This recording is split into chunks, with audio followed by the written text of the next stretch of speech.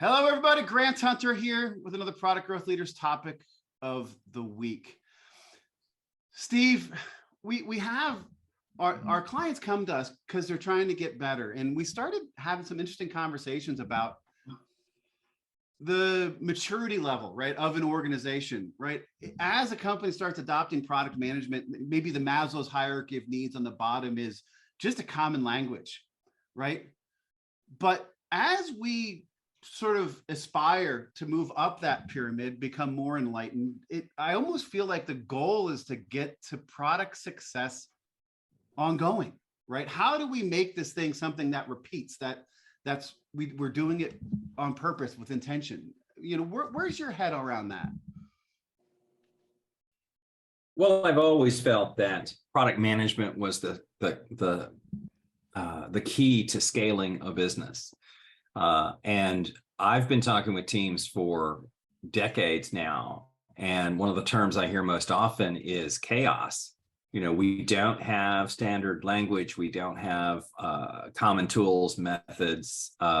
Everybody's just kind of doing their own thing. You know, you learn from Pragmatic and I learned from a webinar, and that person learned from reading my book, available on Kindle, Turn Ideas into Products.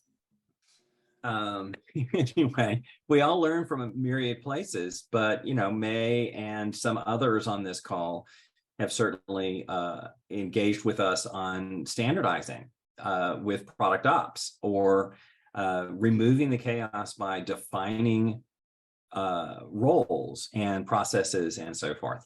But yeah, I think we would all want to be more purposeful, more systematic, more driven to success than most organizations allow us to be. Yeah. So what we did this week is decide, how do we do this? How do we make product success repeatable? And on Monday, we put this question in the community: how can you make delivering product success repeatable? And May, you're getting the consulting thing, coming with a nice list of 4 things.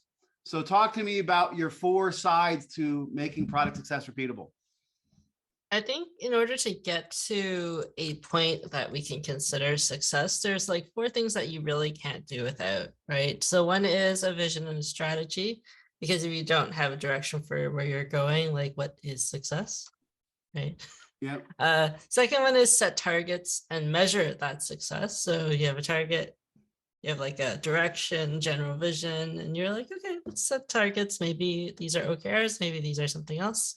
But you can't have success unless if you set a target, really, unless if you're just lucky, right? And this third thing is to prioritize. So, you know, you set a target in a direction and you have like 500 things to do at any given time, and you're never going to actually focus on the things that get you there. And the fourth thing, I think, is people, right? You need the right people to get you there. And are you addressing the roadblocks that your people are facing? And I think those are the 4 primary, like, very core fundamental things. There's, you know, the day-to-day things that you have to do anyways. But I think those are the 4 pillars. But the thing about those 4 is that there's a last thing, which is adapting to change, because at any point in time in the journey of your organization, of your product, things are going to change, right? So how are any of these 4 things changing to adapt to the market or the workplace, you know, moving to remote, or the organization overall, the different types of people, the needs of the people, and the desires of the people? No, I love that. And I think one of the key things with setting targets and measuring success is, don't just set the target, but also put together what our plan is to get to that target.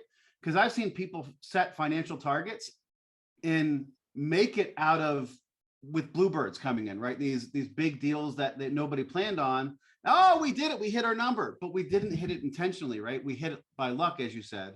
So not only have it, but have I used to do, when I was at a really, really big company, we used to do these step charts. It's like, here's where our revenue is. Here's what we expect to lose. Here's how we're going to make up the revenue. Here's our initiatives. Here's where it's going to come from. That way we're intentional about it. We have a plan. But I love the 4: vision and strategy, set targets and measure success, prioritize people, and then that 5th one of and change. Thank you, May. That was awesome.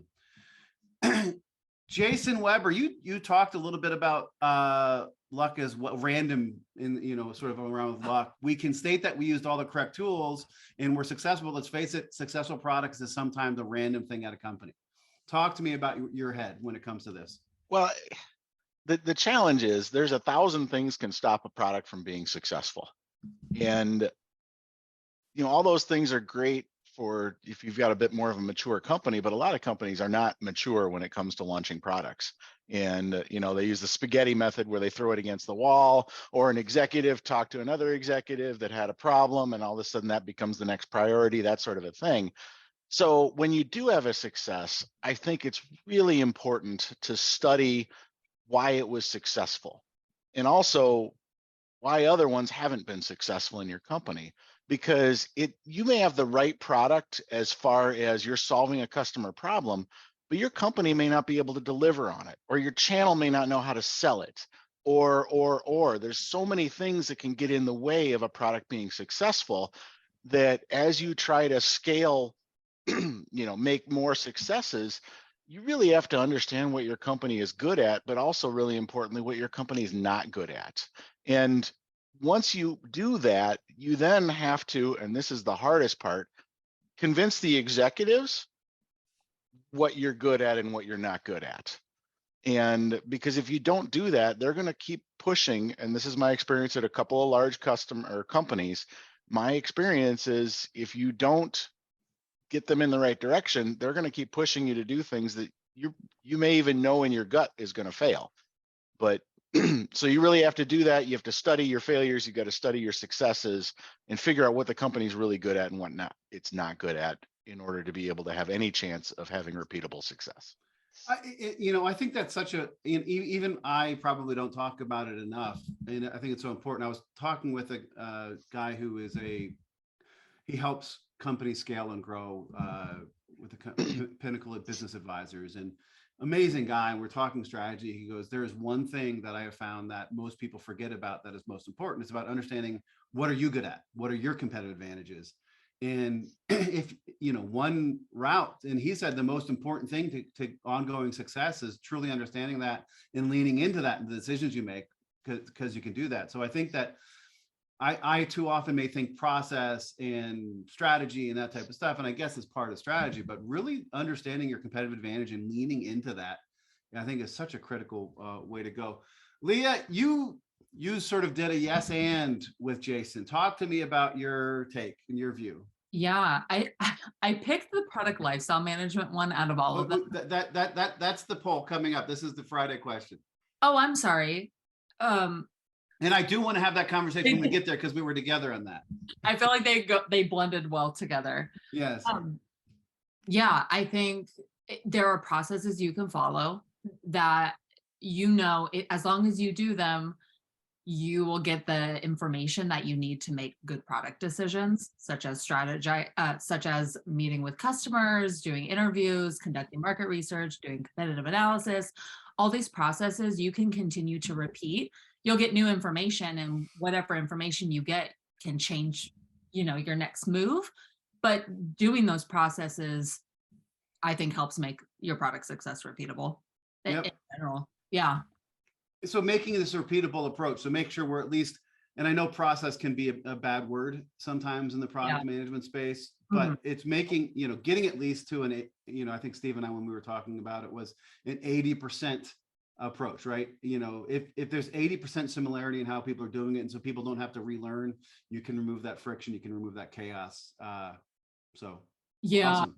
Yeah, and just I guess my yes and too was, even if you make a bad product decision and you don't succeed, you can use those learnings and keep applying them and keep doing the processes while remembering, your past mistakes and past failures, taking that into consideration. Awesome. And I'm going to use this as a two-part transition to Cory.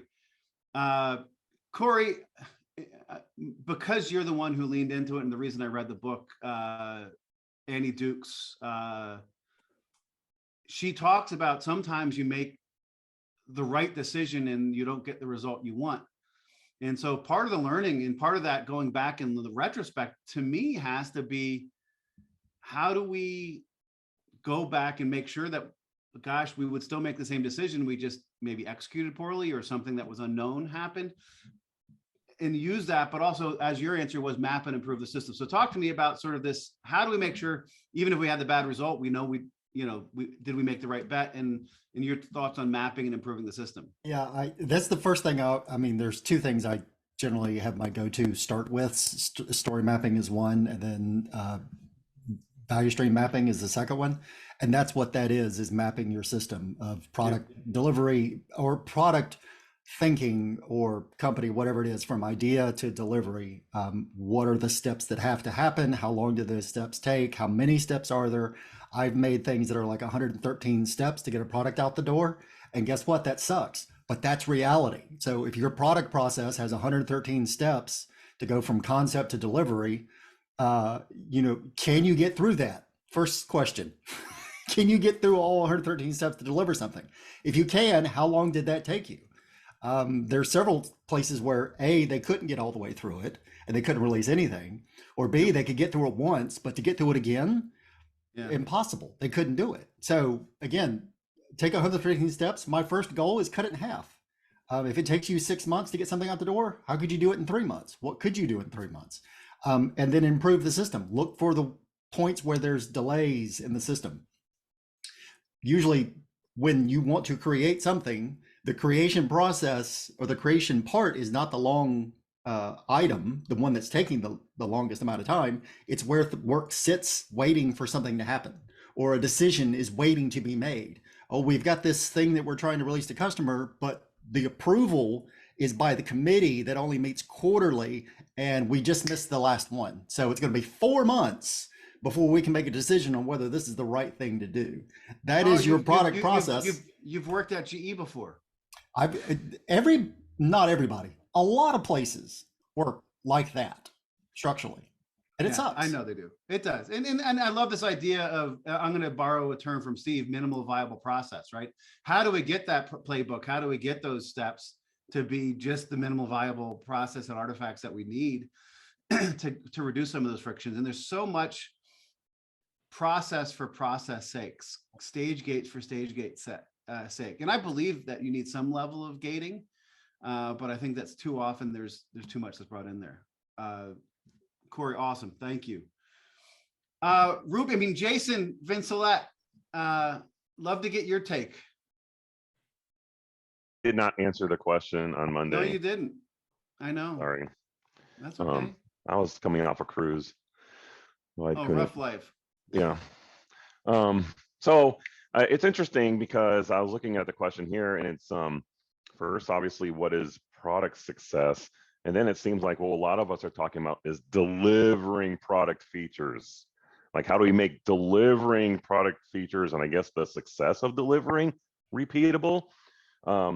But for me, it's all about user adoption, right? And I think what I'm seeing a lot in the market right now is in the B2B world, customers that are buying enterprise products and B2B products are not getting them after they buy them. And in product management, we're just like, let's put out more widgets successfully. And the customer's like, I would like to use your product, and it can take 6 months, 7 months, 8 months. So I'm going to go back and say, it's all about cross matrix. In my world, product success means that the customers are getting what they're paying for as soon as possible for lower time to value, which means you have to work outside of features, and you have to talk to your product marketing group, your professional services organization, your sales organization, and see what's keeping that from happening. Your product being in the hands of the users that are paying for it is going to create success. Once you have that process in place, repeating that to make sure that you're always getting the latest and greatest in the hands of your consumers as fast as possible is critical. No, I love this idea of making sure the value you're creating for them is there, because then that happens when they use it and understand that. That's great.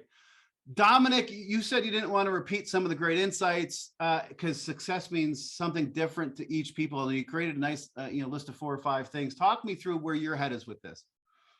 Yeah, and I'm not going to repeat what we've just went through. The one thing I'd like to add is, along with process, is like May was saying early on, people, right?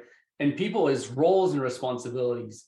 Clarifying who does what in this whole process is so critical as a cross-functional team, because it's not just on the product manager to get the product success. Is enterprise-wide, right? It's a team sport. And I think roles and responsibilities, clarification of roles and responsibilities is so critical. And so I'm in a big organization, and we spend so much time clarifying roles and responsibilities. It's just amazing, right? And the reason why we're spending so much time, we are transforming. So, and we're not just transforming in one area of the business, we're transforming in many areas of the business. And having this, simple RACI, right, is absolutely critical. No, I think getting those roles aligned. And then Steve, go ahead, Dominic. Yeah, and second item is document, right? Because people are moving from area to area. So documenting everything that we go through and that we learn as we move forward, right? Like May was saying about adapting, right? Is critical too. So when somebody gets that promotion or move to something else, when somebody comes in, have that documentation so they know where they are and they can pick it up and run with it. I love that, Dominic. Steve, I was going to go to the roles and responsibility. What was it like that only 21% of organizations have clarity in roles? Correct. Which is amazing, right? And so often when we are doing like a roles and responsibilities thing, we find all sorts of people think they are responsible for things that other people are actually responsible for. And just even if the answer is wrong, right? As long as we have only one person responsible for it or one role responsible for it, even if that's not the right role, is better than everybody doing a little bit of it and nobody doing it well. No, I agree. And I like the new rebranding, the roles and responsibilities thing. That was a joke, Steve. Sorry. That's okay. I was already thinking ahead to a clever reply. Brenda, welcome to the call. Would love to get your take on how can you make delivering product success repeatable? Oh, well, that's a really good question. I agree with pretty much what everybody said, but I think getting input from all of the stakeholders, from all of the different people within the organization, your support team, your marketing, and making sure that you are getting or delivering what the customer really wants and needs. I think too often we kind of get stuck in our own heads, developing something that we think that they're going to want. And when we deliver it, it's not really what they wanted in the first place. I call it the field of dreams. If you build it, they will come. Yeah. Instead of voice in the cornfield. But I think that, that sort of aligns very well with where Jason was, right? Yeah. If it all should start and end with knowing the customer and their problems and the markets and making a really good product that they desire, that solves their problems, right? And I liked what Steve said, about roles and responsibilities. I worked for an organization where we had very clear, distinct roles and responsibilities. And some people would do their part and then go, not my responsibility, not in my job description. And that is a challenge to overcome as well, because sometimes those lines can be a little fluid. So that's where I think the extended parts of the RACI really come in, the consulted, or I've seen some people say support, use S for support, and informed. That's a way where we should be defining that collaboration, right? Who's involved in this activity? Who owns it? They're doing it, but who are the people who need to be involved to make sure people are doing it? And I doubt that you'd ever go through a RACI exercise in an organization and have somebody only show up as an R and an A and never show up as a C or an I, right? We need to make sure that, we're all helping and handing off and collaborating to do that. Dutch, I'd love to get your take. And again, we've had a ton of great answers. So if you feel, nothing new to add, great. But I want to give everybody a chance to sort of on this topic, add their insights or context. Yeah, I did end up responding in the group earlier this morning on this, but basically, it kind of doesn't. It's important, but when you're talking about the product itself. It doesn't matter whether you have actually created something that was right initially. It's a matter of making sure that that stays right long term. So if you're talking about repeatable processes, it's a matter of that ongoing analysis and strategy of making sure that what you have is still the right thing. So the growth, the expansion, the enhancement of features, the improvement of the things. I think those are the processes that don't get successfully repeated because they're almost an afterthought, because you're always trying to go, hey, we got a big bang here, we got a whole brand new feature. Well, what about just making sure that the existing features are still relevant to your user base? Yeah, I love that, because there's so much effort many companies put on this new product introduction. Yeah. And then once it's introduced, they most of the discovery goes away, and they just are sort of, flying blind, where we need to make sure we're out there and understanding. And this sort of is building from what Jason and Brenda talked about, to make sure we're always building things that are valuable, things that people want to use. Awesome. Right. Thanks, Dutch. Joy, any 2 cents to add? Just that, everybody's been talking about a process, and my input would just be put a process in place and follow it and make sure everybody follows it. I've worked at companies where they brought in pragmatic and then they didn't roll it out. It was just like a vacation, taking the classes, and then they didn't do anything about it. Or one team will follow it and the other teams won't. Just put in a process, make it standardized, whatever works for you. There's a lot of processes out there, and then follow it and pivot if you need to. Absolutely. Awesome. Richard. So I agree with everything I've heard. The only thing I'd add is timing, right? If you're not timing your releases to your customers' budget and buying cycles, doesn't matter what you release, because no one's going to buy it. I love that idea. I think that's... So you're saying you release products in sync with the market, not in sync with the development team? Right? And you can be done with it and sit on it for 3 to 6 months. I know somebody who's been teaching that for decades. Yeah, it doesn't do you any good to have Halloween candy available in November.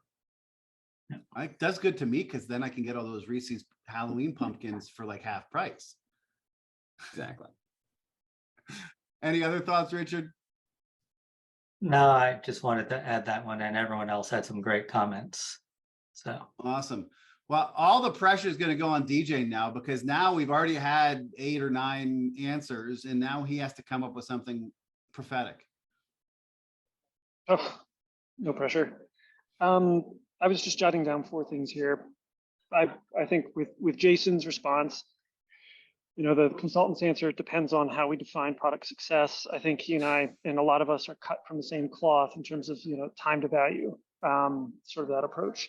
The one thing I did call out that might be slightly different is just aligning on what product is as a function and understanding and establishing that function within the organization. That's something it's more organizational than I think product operations or how we intake ideas and actually deliver product. So it's more, this is something that I encountered at Fanatics, was in terms of, being more of an engineering-led organization rather than a product-led organization. And I think having a strong foundation of what product is and the value that it delivers within the organization is, I think, important to establishing a repeatable, delivery of successful products. The other 2 things that I jotted down was, it's maintaining that steel-threaded connection and relationship with your customers, and also maintaining a finger on the pulse of the market, which we've touched on. So those 4 things. I love it, and I think that your second one of this defining, too often we find that people don't understand the value of product management. Steve mentioned it in the intro. It's right. We think that a good product management organization is essential for helping achieve product success intentionally, right? Repeatably, because it brings some process to it, ensures we're working on the right things, it empowers the other stakeholders and people downstream from us to do what they need to do.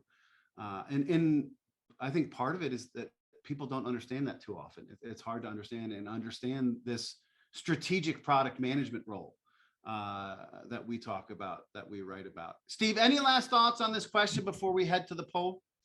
Well, I'm just reminded of a story I tell in one of my classes. I was doing a visit with a client up in the Boston area, and I had been assured that, well, it doesn't really matter, background. Anyway, I was doing a roles and responsibilities assessment, and I started with, let's start with an easy one, researching market problems. Now, we all know that's going to be product manager. And then there was a riot in the room as the sales team that I didn't even know was in the room said, oh, no. Product managers aren't allowed to leave the building. They don't have nice suits. And I said, well, let's talk about who does this. And they're like, sales does it. And I said, really? How's that working for you? Great consulting line. And they said, oh yeah, we're doing great. I'm getting to my point. I said, tell me about a recent customer interaction. And they said, oh yeah, we were talking just yesterday to our dealer. And I'm like, that's not a customer.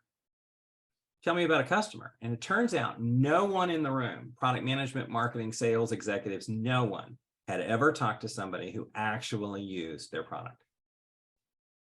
And getting alignment on who is going to actually be the expert on the market and the customer's problems is critical. And if the answer is sales, then you've chosen wrong. It can be, we should be gathering intelligence from them because they're seeing stuff on a regular basis, but we can then look at an aggregate and see where those trends are. Right. I mean, salespeople have an incredible capacity for amnesia. Yes, they do. Well, what a great conversation on that Monday question. We're going to go to the Wednesday poll. Which part of product success is hardest to make repeatable? Product strategy, doing the right things, product planning and execution, creating the right things, go-to-market planning and execution, take to market the right things, and product lifecycle management, evolve and grow the right things.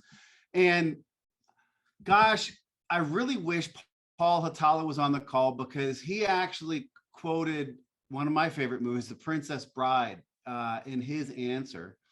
He said, in my current role, I still find myself quoting The Princess Bride when people talk about strategy. You keep using that word. I do not think it means what you think it means. And just for that laugh, Steve, I wanted Paul to be here to tell that story. But product strategy did come out as the hardest, 42%. Product lifecycle management, I want to dig into this, Leah, with you, sort of how you differentiate between these two. Is second at 21%. Product planning and go-to-market planning are tied at 14%. So, Leah, you said that you wanted to go into this. You already tried to jump into it when talking about the Monday question. I was so excited. Talk to me about how you see the difference. I think the biggest difference is that with all these other things, you find the root problems and you try to build your strategy and do things around this root problem. With product lifecycle management, you have customers actually interacting with your product. And even though they may share this root problem they're trying to solve with your product, they're using your product in different ways. Like, you cannot stop that from happening. And it just creates chaos. And then suddenly you're being pulled in so many different directions while also trying to evolve and grow the right things, with these customers banging on your product, breaking it, using it in very different ways. And now suddenly you have to decide how to evolve and grow it when you have so much more conflicting information. I think that's what kind of separates it from being more easily repeatable if you follow processes and things like that. You're muted. I am. I'm going to try to paraphrase this here and tell me if I'm wrong. when you're releasing a new product, you're doing it based on these great assumptions. And then once the product is released and you actually see how people are using it and what they think of it, it's almost like what Mike Tyson said, is everybody's got a plan until you get hit in the face. Yeah. Right? We have this plan. We have all these assumptions about what's going to happen. And then we find personas and segments of the market we never thought about using our product. Why are you using my product? Right? Hey, Yeah. place to find an adjacency, right? Maybe there's a problem we didn't understand that people are using it to solve. We need to understand those things. Maybe once they've solved one thing, a new thing comes along. And it's that ongoing lifecycle management. Once we have something there, how do we evolve it? How do we iterate it? How do we prioritize where to go with it? When there are so many different things, I have found that with a new product, people don't have a ton of great ideas of what features it should have, right? Once you have a product out there and people have touched it, everybody has ideas of what we should do with it. And how do we take that and bring that in? Yeah. So Leah, great way to look at that. Dutch, if you're available, I'd love to get your take, because you also, along with me, voted for product lifecycle management. Dutch had to jump. Oh no, sorry. I'm looking at DJ Dailey. Sorry. It's okay. So Dutch, talk to me about your vote for product lifecycle management. You talked about it a little bit in your Monday answer as well. Yeah. I mean, pretty much what I already said. You know, it's not just about launching the right thing and launching it correctly. It's a matter of maintaining what you already have out there, because you know, there's a saying, it's not just about being, well, how does it go? You can be first to market, but being best to market is more important. A lot of times it's the second or third company or whatever that actually puts something out there that is what actually gets adopted. So it's that ability to evolve on the fly, once you start getting feedback, once you get punched in the face, to be able to start doing that. I love that. I love that view for it. Jason Vincelette, I'm going to go to you. You said go-to-market planning and execution you thought was the hardest. And since you're on the call as one of the people who voted for that, I want to give you a chance to talk to your answer. Yeah, this one was tough because they all seemed right. So that was one of the, and I don't want to put other, because I never do that, you know that. So I was just thinking in my headspace at the time was, you know, if a tree falls in the woods, does anybody hear it? And so you can have the best product, the best validated product. It's going to solve everybody's problems. But if you don't get it out there right and launch it correctly, so people know this is how to solve their problems with all the ways of getting this information in their hands, then you're not going to get any usage. And you've wasted a lot of R&D cycles and product lifecycle management in order to push this out there, this great thing, and you expect the returns from it. And unfortunately, you're not going to get it. And it doesn't mean it's not the right thing. It probably is the most right thing, but without proper launching, can it really ensure that it's getting the eyes and usage? I mean, the reality is these are all linked, right? Absolutely. Ideally, you want to have good product strategy with good product planning, with good go-to-market, with good lifecycle management. And I think that's how you get there. It's about where do we see the roadblocks happening the most. Cory, you were one of the people who voted for product planning and execution. You said you hate the multiple part answers, but you're going to stick with what you think the answer is. So here's a fun exercise that I usually try to approach, which is, let's say I, as a product person, come into a product today, new company, new job, whatever, and I want to talk to the team about changing the capitalization in the word feedback somewhere in our application. Somewhere in our application, there's a screen that says, give us feedback, ask your questions, do whatever. I want to change that from a lowercase f to a capital F. That's all I want to do. How long will it take me to do that? How long will it take you, the team, the system, the product, the company, to get that through? Because that tells me how difficult it's going to be to make any type of change. Because the reality is we're going to be wrong on a lot of things, right? If we're playing by baseball rules, 30% of the time we might be right. And that's good on what the customer problem is, how they use it, whether they can make sense of it, the for product risk, all that stuff. Then the question becomes, how quickly can you react to that change? And if your reaction to that change, whatever that change is, takes months and sign-offs and committees and everything else, you're not going to be able to be responsive in the market, which means you're going to lose. So even Leah can do everything right in pivoting and having the right ideas of how do we evolve this product. But if you can't take that capital F to market and launch it, it doesn't matter. So that becomes the bottleneck. I think what we're seeing is that any of these could be the bottleneck. I know that's the whole point of this exercise, right? In Jason's view, the bottleneck is if a tree falls in the woods and nobody knows about it, is it there? Can we even sell the product? Yours is, I don't care if you pick the right things to build. If you can't get it through the system to actually build and deliver it, well, it doesn't matter. It's worse than that. It's the notion that we know what the best thing to build is. Mm-hmm. Yeah. Well, 100%. We're not wrong. We can't be wrong. We're going to invest this time, this money, this budget, this team, whatever, and we're going to be right when we deliver it. But you're not. That's the big thing that I keep seeing people. It's like, we expect this to be 100% true. Everything we put on our roadmap, put on a plan, that's going to be delivered. That's going to be exactly what the user needs. And to everybody's point, they don't know that. And so taking that into account of, we think this is the right thing to do, and we're going to get it in front of them to learn what we need to change once they see it. So for you, software is more like a song and less like a painting. Because every time you perform the song, you make a little revision here and there. Whereas with a painting, you paint a painting and now it's on a wall somewhere. It's forever where it was. I can agree with that, yes. Okay. I just thought that was a weird analogy. I like it. I shouldn't have thrown it in there, but anyway. I like it. I like it makes sense to me. Well, I rant about this in a different way. So many people do see software or any content related product as being one and done. But we always encounter, software is never finished. I've had my book in the market, not that I'm pushing my book here. I've had my book in the market for probably 4 years. And I got an email today from somebody who found 3 typos. I can't tell you the number of times I have proofread this book.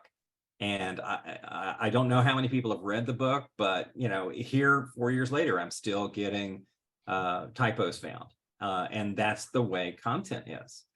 It's not one and done. And you've even evolved it to base it around the court's open framework. Once we changed when we created the court's open framework, there's multiple times like that. Now, product strategy had to be a plug there, Leah, but still. Product strategy had the software is never finished. No, well, products are never finished. You should be trying to improve them, right? You should be trying to make them better. Find out what's, Well, product strategy came in.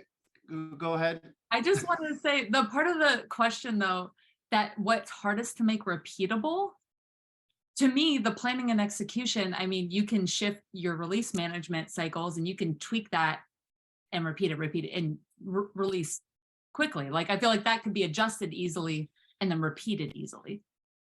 So if we said the biggest barrier to repeatable growth, success, maybe that would be a different thing. And now we're Leah is fitting in just perfectly because she now knows how to wordsmith my poll questions and figure out where we need to go. The biggest barrier is engineering. Yeah, no doubt. Strategy came in first with 42%. I'm going to hold on to get there. I want to see where some of the people who hadn't voted when I took this, or at least whose pictures I can't recognize in the little icons in my graph. Richard Samela, have you voted? Did you vote? Have you voted? Where would you vote? I did vote. I voted go-to-market planning and execution. I just didn't recognize your between picture. that and product lifecycle management. Right, product lifecycle management is probably hardest when you're dealing with hardware and procuring components, because you're constantly having to revise your products to keep product moving out the door. But go-to-market planning and execution, that's where you're dependent upon your salespeople, your marketing team, your production control team to execute their parts of the plan, because your part's already done. So you're really brilliantly taking that so. out of your hands and putting that into the hands of someone else. It would be interesting to see how people voted and to see where they had the most friction in their past roles, right? So somebody who had more friction with sales and marketing might vote that the big hardest place to repeat is go to market. Somebody who had problems with development and delivery organizations might vote for planning and execution. Somebody who had issues with strategy and senior leadership support for alignment of strategy might vote for strategy. But the way you talk about that, I could see how you could be, this answer to this question could be impacted by your past experiences. Yeah, and then I just want to jump in on Cory's. If somebody told me change the case of that F and how quickly could you get it done as a measure of your productivity, I'd say there's no value in changing the case of that F. Why would I put any effort into doing that? Sure, I could right click on a file on the server and make the change and lose my version control, but there's no value to a customer. None of them are going to care. I think that was he was using it as an easy example just to judge how hard would it be to do something simple like that. But to your point, he would. Those changes need to be value added. Right. So, Jason Weber, did you vote? I did. It just voted after you took your screenshot. I said go to market planning and execution. I kind of looked at this a little differently than what people have talked about, is that as a product manager or product management professional, where does my influence really stop? Or maybe not stop, but where does it diminish? So doing product strategy, I tend to have a lot of control over that, so I can make that successful. Planning and execution, if I've got a good development team, whatever, that's actually not as bad. Once you start getting the go-to-market execution, it gets way out of your realm of influence very quickly. And that's why I voted for that one. I just figured, in my experience, once you start getting into sales and marketing and that sort of a thing, you really have to spend a lot of time, because none of those people, you don't work with those people every day typically. You don't have the level of influence. So that's where I went with it. And I figured product lifecycle management, I still have a lot of control over that. So that was where my thoughts were. And a lot of those salespeople have shiny object syndrome. Well, they're coin operated. And so that's the shiny object. Exactly. So everybody's coin operated to an extent, but when you're commissioned and that, if you don't have that right in front of them, it's going to be difficult, and you're not there. You need to scale. So yeah, I love it. To our strategy answer, and actually with that vote, Jason, you would have taken the go-to-market at 21% tied with product lifecycle management. So a lot of varied in this answer. I want to go to the three people left on the call who all voted for strategy. And Joy, I'm going to start with you. Talk to me about why you chose product strategy. I chose product strategy because when I looked at it, product planning and execution, like I get it. I think it's a repeatable process. Create the right things, find the product market fit, talk to customers and non-customers, get, the pain points. Follow a framework, go to market planning and execution. You got the user personas, you got the buyer personas, find out what associations, how they hear things. Whatever. Product lifecycle management, we all know that, I'm always in software development. That's an executable process that you can follow. But for me, when I see product strategy, I thought that to me is more like, maybe I was thinking of product strategy different, but strategy is like, where are we going to take this? It's more like instinct, it's more gut feeling, it's more the CEOs coming up, or the C-suite coming up with whatever partners they have or kickbacks, I don't know. Or, are we going to acquire? Are we going to, sell? I just felt like that was something that, and this may be more personal for me, product strategy, I thought would be the hardest. That's my answer. For me, it was between product lifecycle management and product strategy. And since product strategy had the most votes, I decided to go with product lifecycle management. Dominique, you also had product strategy? Yeah, and actually, yeah, to Joy's point, most of the other answers were to me kind of okay. I can see it. We have a process. I'm not too worried about it. When I looked at product strategy, I think the complexity to get there, really understanding product market competition and whatnot, and most importantly, trying to balance, different objectives that you may have, right? So you have customer satisfaction, obviously, you need, business profitability, you have innovation, and then your publicly traded company is like, okay, how do I align? How do I put my product strategy, in all this environment? And that's why, I think depending upon where you are, I don't think that can be a repeatable process identical in all different companies, right? I mean, that's to me, that was the point. You know what? Something you just said really resonated with me. Back to sort of what I was saying earlier, probably where you've seen the most friction in your company is probably could be where people might vote. I'm looking at it. Who is most likely to have their own repeatable process as a stakeholder? Development? Yes. Marketing and sales? Yes. Senior leadership? No, there is no. So I could easily, if I want to win this competition, which sometimes I do, could easily switch my vote to product strategy because I think that's where there's the best, the least consistency that we'd be dealing with, engaging with at that point. And the industry supports you on that, by the way. Yeah. Leadership says innovation is critical to their future on massive numbers like 85%. And less than 20% feel that they have a process for innovation. So it's not just, I read a magazine on an airplane or God spoke to me in a dream. There's an actual process here. Yeah. And that's such a critical process to have. May, you also voted for this. Any last thoughts that weren't talked about on product strategy, or are you changing your vote? I'm not changing my vote. So as the person who comes in and looks at like where things are broken, the key word here is repeatable, right? So it means you've ideally already achieved some form of product success in the past, or are about to get there, or successful enough, right?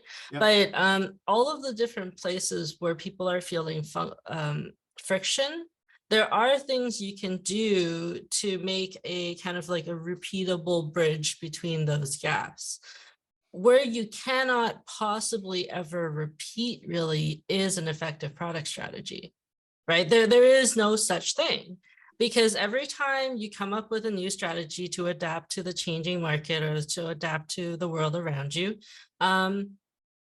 you got to sell it again. There is no way to sell something again if it's completely new. You gotta go and like think about what are the things that's changed. Why do these people care? But there's no formula. There's nothing about it that can be repeated. And I think it's dangerous to think about this as a process you can implement to try to sell product strategy, because like product strategy isn't about what we're going to build next, right? Product strategy is a part of that, but it's what we're going to build next, but also how we're going to go to market with it, right? Like it's across all of the different teams. So I think it's important to say, yeah, it is all of these things, but if you have people dedicated to thinking about how do these teams work together if this bridge is broken, then it gets easier. But like I've noticed that a lot of the people who said like all the other things are generally product leaders, and all the people are thinking product strategy. Well, a lot of us are like more of the product ops hats, right? Like, because we deal with the things that are repeatable that can be fixed, but and it's hardest to make strategy repeatable. Yeah, I know, like your product leaders, your jobs are hard. We recognize that. That's why our role exists, to help you build bridges. So that's why I pick product strategy, because I recognize product leadership is hard. No, I tend to be on the place where product strategy is. Product lifecycle management in a way is product strategy, iterating that product strategy. It's where you make those changes happen. So a different way to look at it. boy, this conversation has been going great. We do have, I want to get to one question before we get, I guess I went all the way to the lightning round, didn't I? Never mind. Didn't hit the right button. Here we are. I know how to use this thing now. We're going to go quick with this, get some people's input. We might not get to everybody before we get to the lightning round. What role should product management play in making product success repeatable? We've talked about how all these, partners we're collaborating with, people we're working with, but what role should product management be playing in making product success repeatable? The Godfather. Expand.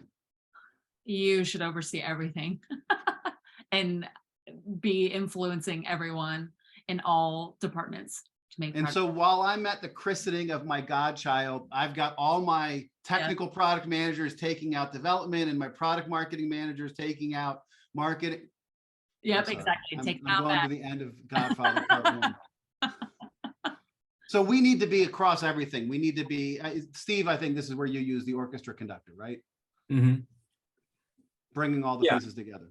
I think that in most organizations, the product manager is the only one who sees the whole score. Everybody is seeing their individual parts. I talked to a guy the last 5 people I talked to when I was in sales became reality, but they don't see, oh, this stuff's hard to do in development, or development says it wouldn't be that hard. We just have to make this one change and put out a hot fix. But wait a minute, what about communicating to the customer? So it seems in most organizations, product management is the only one who sees all the parts. So part of our job then is to help other people understand their role in the whole symphony to continue. Agreed. Yes, you're a trumpet player. Stop trying to play percussion. You're no good at it, and we've got people for that. Godfather, symphony director, I like that. Other thoughts before we head to what role should product management play in making product success repeatable? So Cory. I'm biased, but I think product management should be leading it. Yep. Not just overseeing it. Director. Not just overseeing, but leading. Leading, yes. Not So it's involved. product- Not involved. Not take your racing metrics and throw it out the fucking window. Leading it. Coordinating. Like the conductor. Like the conductor. Yeah. So we need to be product leaders. And what is the old Warren Bennis thing? Management is doing things right. Leadership is doing the right things. And does that take us right back to our product strategy? You just missed the word growth from your name there, Grant. Yes. Any last thoughts on this question before we go to the lightning round? I think I even saw some celebrations in the emojis. I think everybody's on board with it. Our lightning round question this week is, what word or phrase is the key to achieving repeatable product success? What word or phrase is the key to achieving repeatable product success? I'm going to start with Richard. Trust. Trust. Ooh, I like that one. All right, Dutch.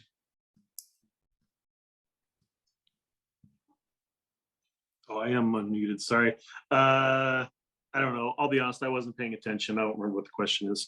Don't take up time with me. what word or phrase? We'll come back to you. What word or phrase, Joy, is key to achieving repeatable product success? Flexibility. Trust, flexibility. Dominic. Team sport. Team sport. Love it. Jason. Jason Vincelette. Oh, passion. Passion. Jason Weber. Tenacity. Tenacity. Leah Campbell. Reiteration. Reiteration. I like that. Or is reiteration or just iteration? Iteration, I guess. And I then love that. reiteration after that. Dutch. Collaboration. Collaboration. I love it. Cory, I know you had your answer. Did anybody steal it? No. Flow. Flow. May. People. People. Wow. That didn't steal my answer at all. Now Steve's going to steal my answer. No, I'll try not to. How about clarity of roles? Clarity of roles. I like that. I'm going to go with relentless market focus, right? Always out, always in the market, learning and growing. My successes, my career always came from my ability to be out there learning and growing and evolving what we do in our product strategy based on that. So relentless market focus for me. What some great pieces in there and some great answers. And as always, we have these wonderful calls every week. A lot of things for me to think about with product success. I love the product strategy discussion we had on the poll, but every week you guys make me think, you guys push my thinking, you make me change my mind, and I appreciate for that. So Richard, Joy, Dominic, Jason, Vincelette, and Jason Weber, Leah, Campbell, Dutch DeVries, Cory, May Wong, and my partner, Steve Johnson. Thank you so much for an amazing conversation. We do this every week. Monday, the question goes in the community. Wednesday, the poll. And Friday, we have these amazing calls. Thank you so much. We'll see you guys next week in the community. Have a good weekend, everybody.